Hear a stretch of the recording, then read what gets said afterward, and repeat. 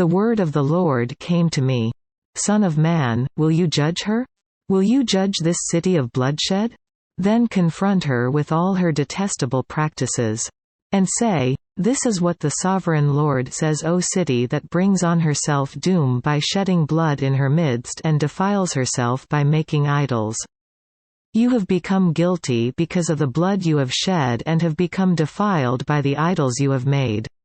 You have brought your days to a close, and the end of your years has come.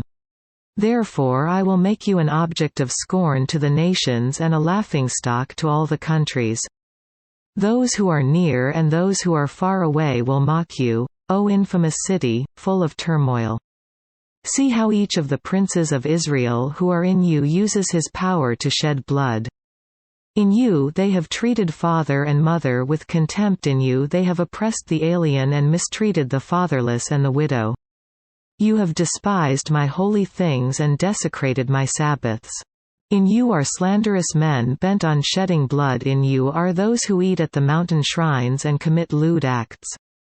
In you are those who dishonor their father's bed, in you are those who violate women during their period, when they are ceremonially unclean. In you one man commits a detestable offense with his neighbor's wife. Another shamefully defiles his daughter-in-law, and another violates his sister, his own father's daughter. In you men accept bribes to shed blood, you take usury and excessive interest and make unjust gain from your neighbors by extortion. And you have forgotten me, declares the Sovereign Lord. I will surely strike my hands together at the unjust gain you have made and at the blood you have shed in your midst. Will your courage endure or your hands be strong in the day I deal with you? I the Lord have spoken, and I will do it. I will disperse you among the nations and scatter you through the countries, and I will put an end to your uncleanness. When you have been defiled in the eyes of the nations, you will know that I am the Lord. Quote, Then the word of the Lord came to me. Son of man, the house of Israel has become dross to me. All of them are the copper, tin, iron and lead left inside a furnace. They are but the dross of silver. Therefore this is what the Sovereign Lord says, because you have all become dross, I will gather you into Jerusalem. As men gather silver, copper, iron, lead and tin into a furnace to melt it with a fiery blast. So will I gather you in my anger and my wrath and put you inside the city and melt you. I will gather you and I will blow on you with my fiery wrath, and you will be melted inside her. As silver is melted in a furnace, so you will be melted inside her, and you will know that I the Lord have poured out my wrath upon you.